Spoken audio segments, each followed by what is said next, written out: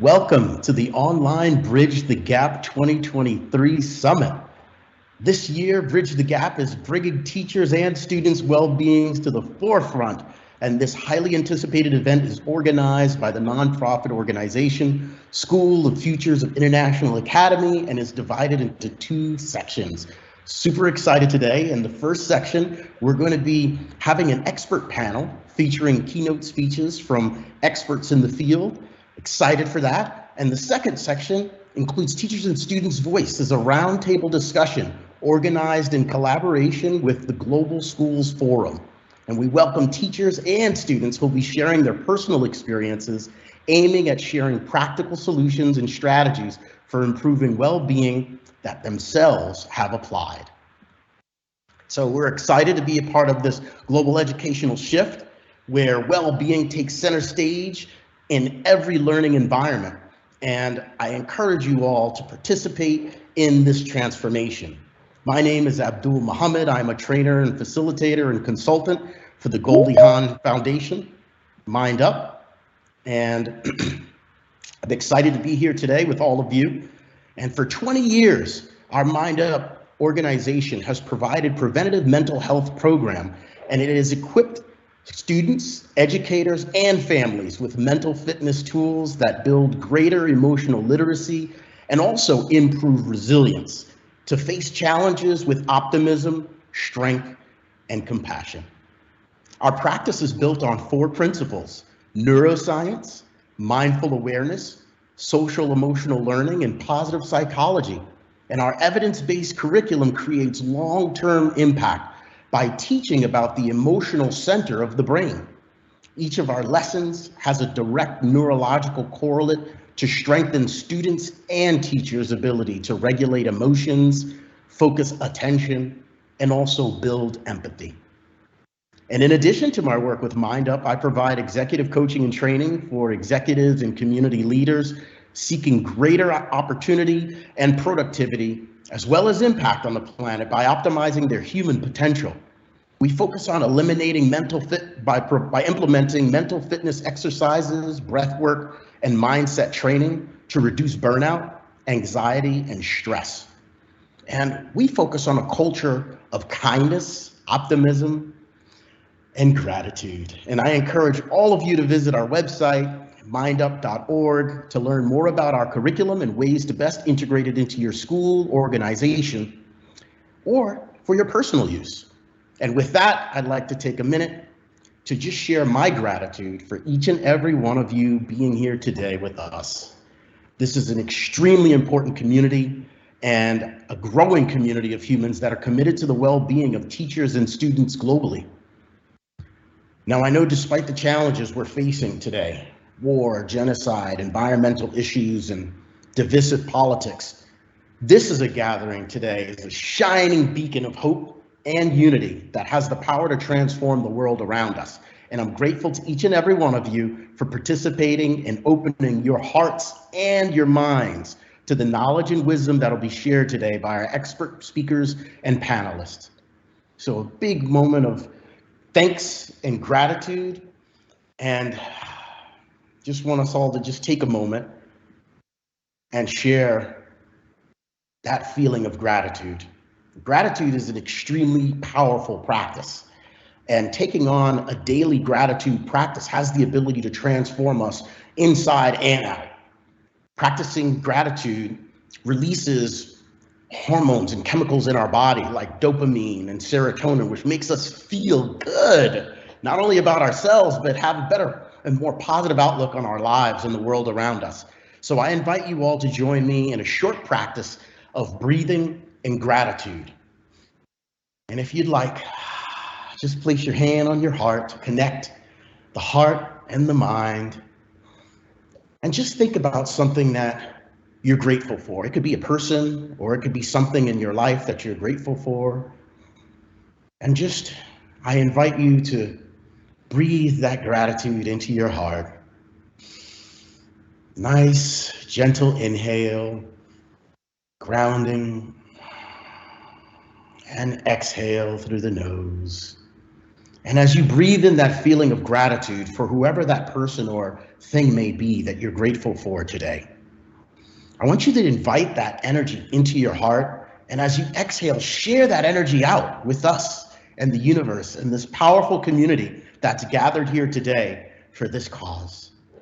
We all have the power inside of us to transform the planet and also empower future generations with gratitude, hope, happiness, kindness, and most importantly, optimism.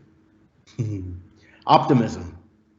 And I'd like for you to remember that we can all get anywhere from here as we breathe in, let out, and create.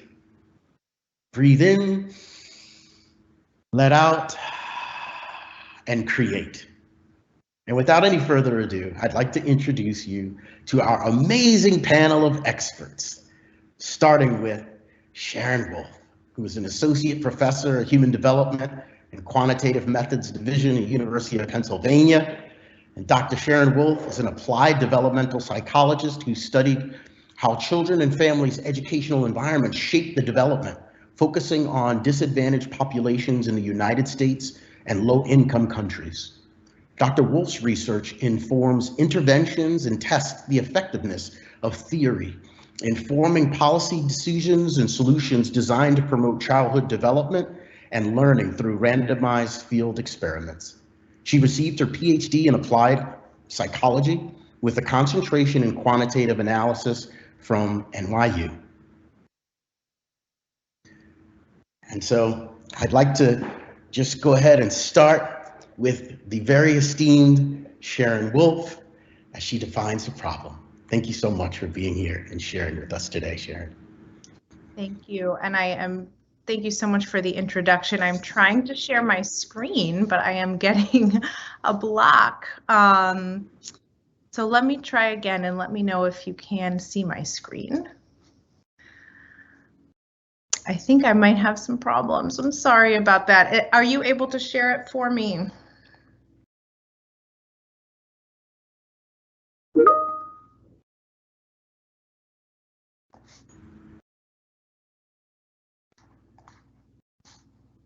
Thank you so much.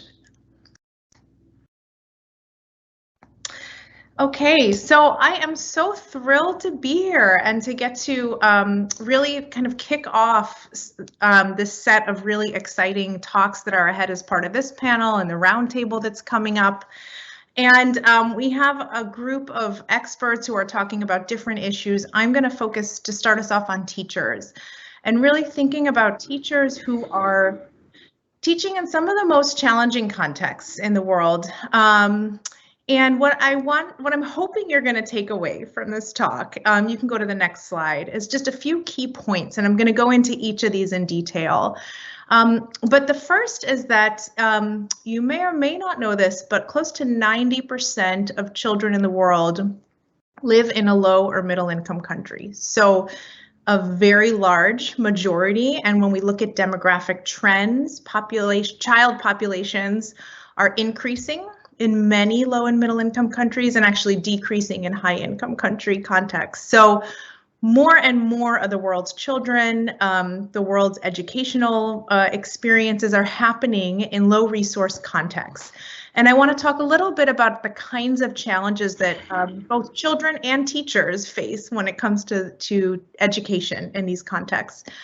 And then I want to share some evidence with you from some of our work and others showing how teachers can impact student outcomes for many, many years after they leave that classroom, the importance of teachers. And I want to really talk about, I'm so excited about the focus on this conference on well-being, why we need to pay more attention to teacher well-being, but why we need to do that very thoughtfully, because sometimes our efforts can actually make things harder for teachers, oftentimes, I think.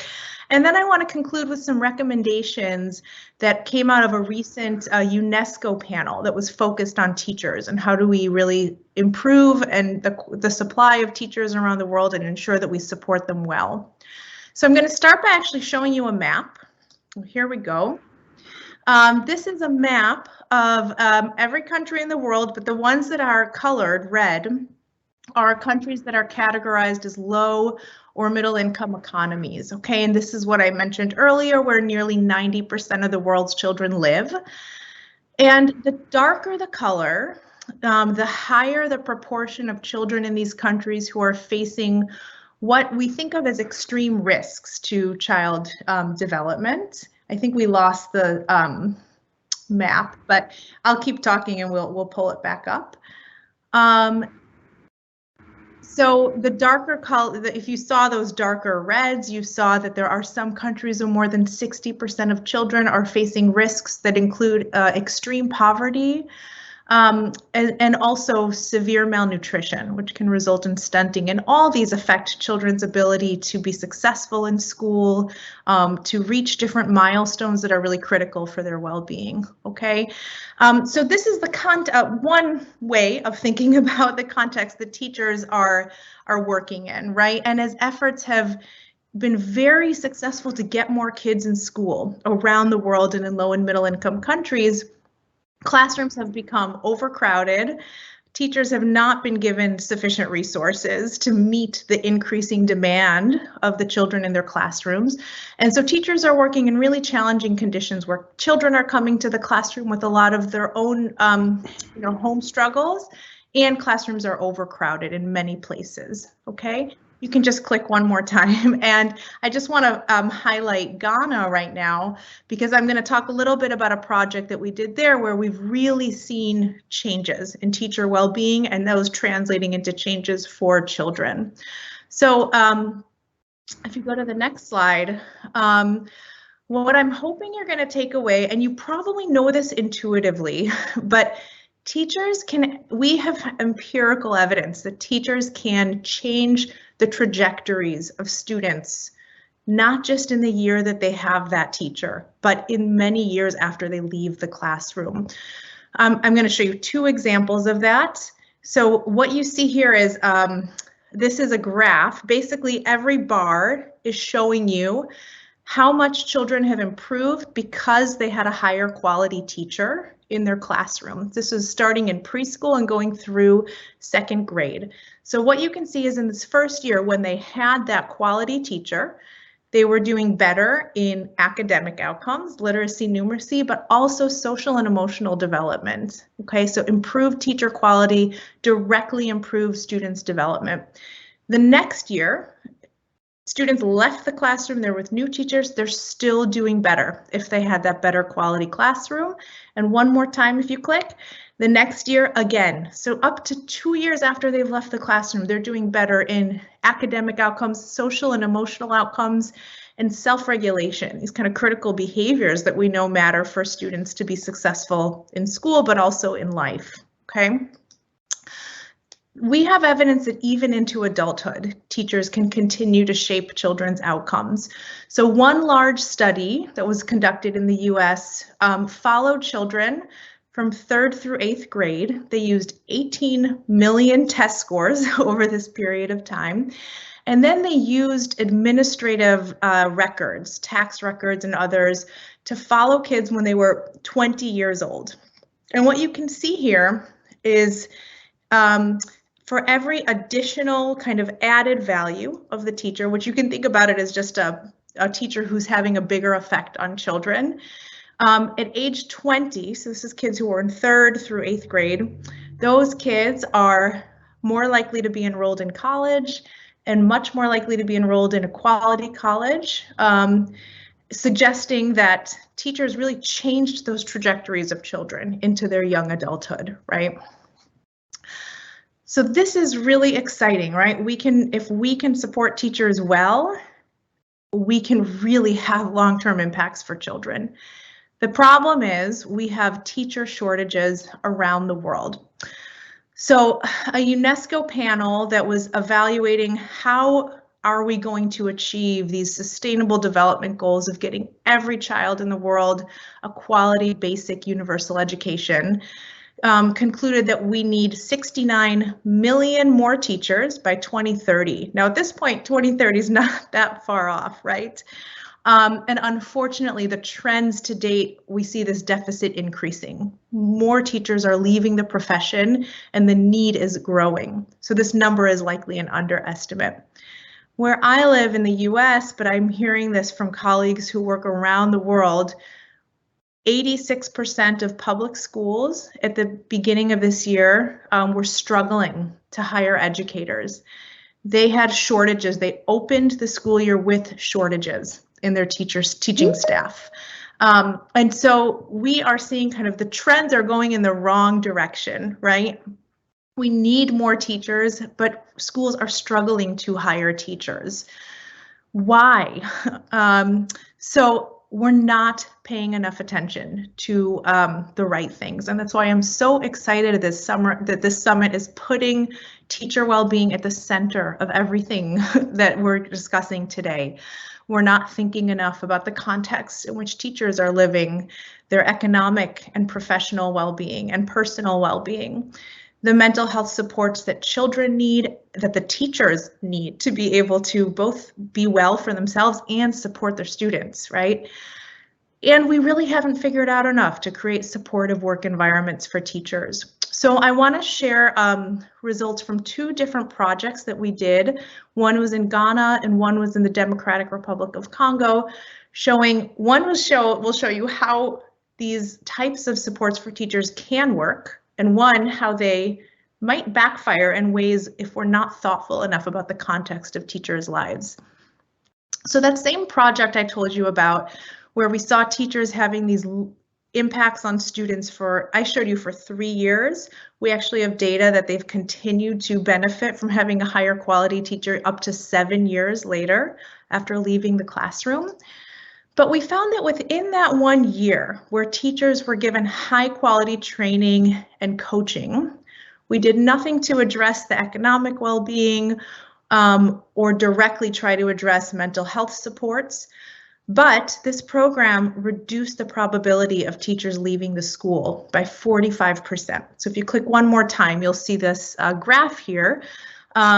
Where basically if teachers got this supportive training program, they just stayed longer. Again, there was no intervention for paying them more, but it was giving them resources and coaching them in the classroom and giving them supports which made them want to stay in their job.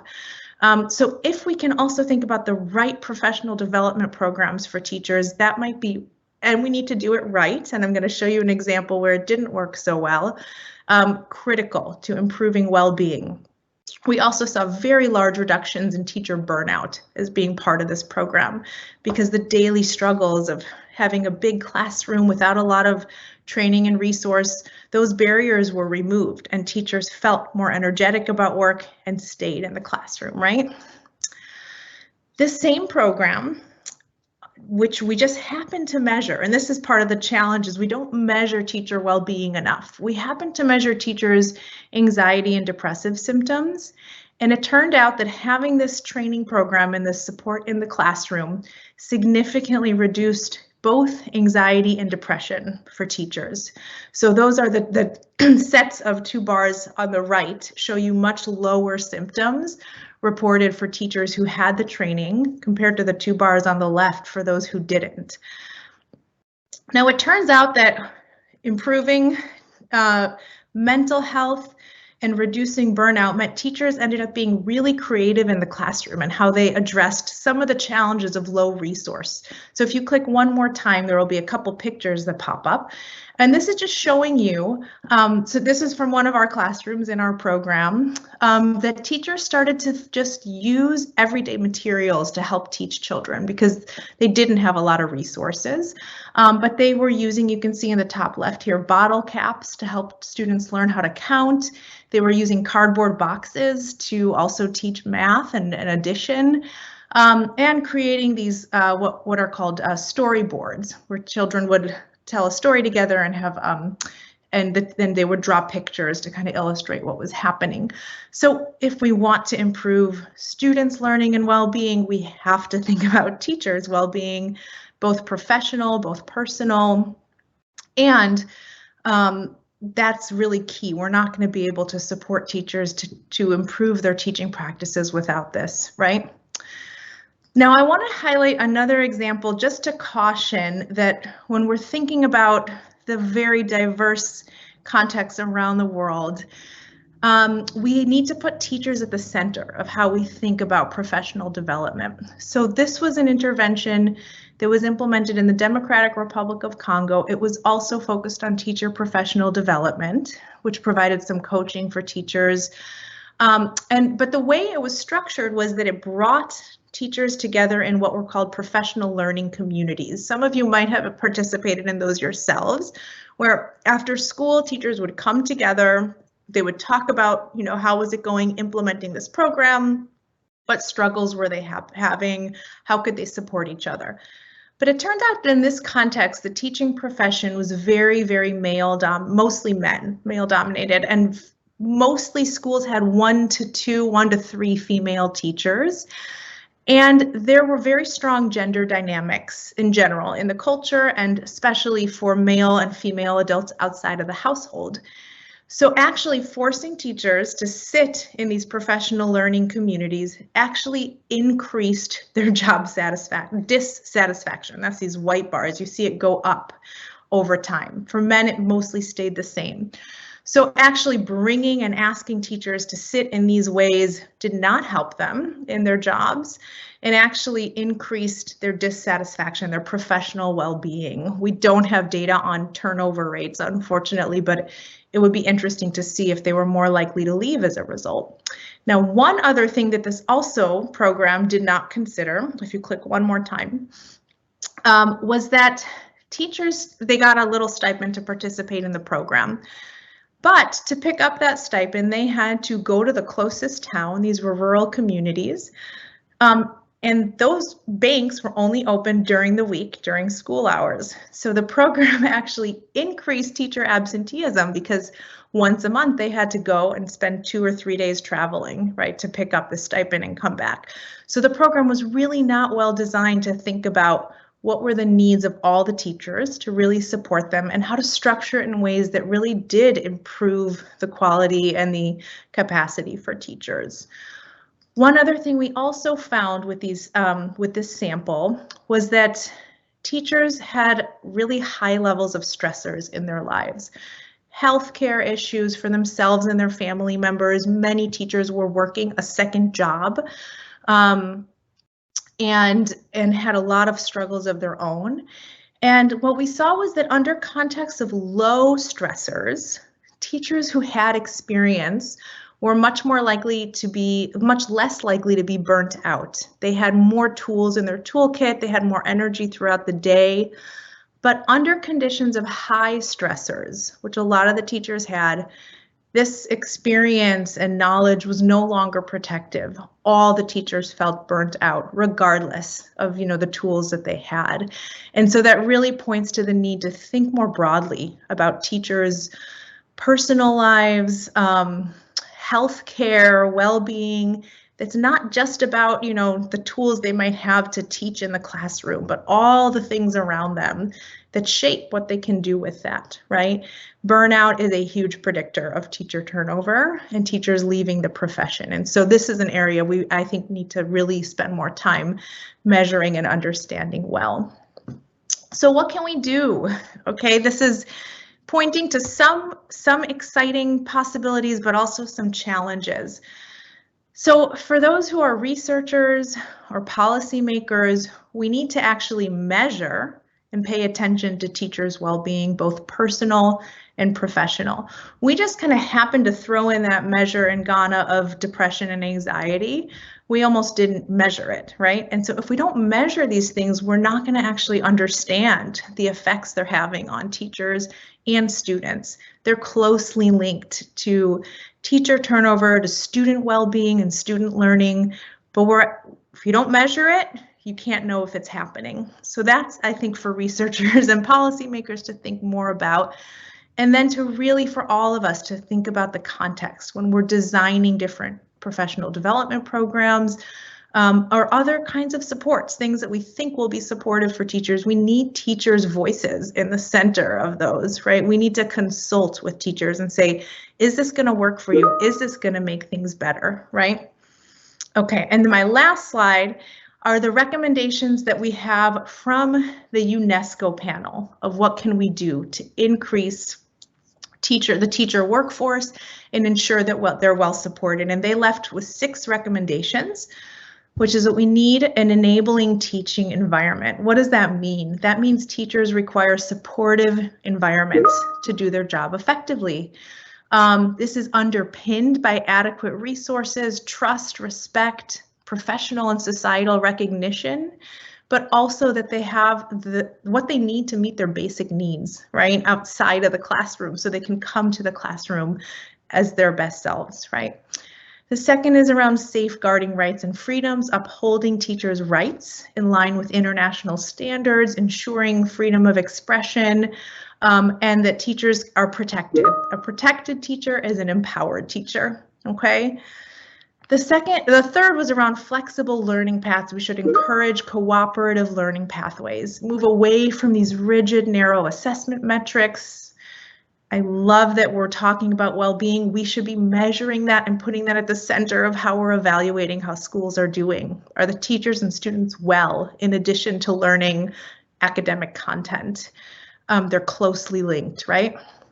The fourth is around tailored policies that countries should create and follow comprehensive, holistic national education policies. And this is key, that are crafted in consultation with teachers and teacher unions. Really having a roadmap for hiring, training, and supporting teachers is crucial, and we need teachers' voices as part of creating that roadmap.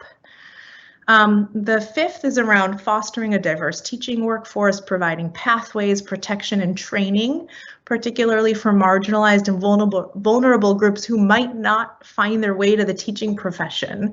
And can we create those pathways to have a diverse and inclusive teacher workforce? And then the last, which Abdul actually referenced, kind of the state of the world today, with the climate crisis, with political instability, more and more children are going to be living in crisis zones moving forward. And we need to actually really think about education and well-being of students and teachers at the center of how we respond to crises. Traditionally, we've thought a lot about the needs of safety and food and water, and that is critical, but we're seeing more and more that education for kids needs to be part of our response to crises, especially ones that end up being protracted. So the last recommendation of the UNESCO panel was ensuring tangible support for teachers in crisis-affected regions with clear policies, professional development opportunities, hazard pay provisions to ensure that education and well-being becomes a central part of how we respond to crises. So I hope that these provide us with some pathways of, okay, well, what can we do? And I hope that some of the studies give you some food for thought around some of the things we should be thinking about and cautious about. So thank you so much. Thank you so much, Dr. Sharon Wolf. It's been great, the knowledge that you shared with us and really setting us up for things that need to be done, but also having some empowering context around ways and solutions to look forward to transformation. And I encourage anyone to feel free to ask questions and engage. And also all of our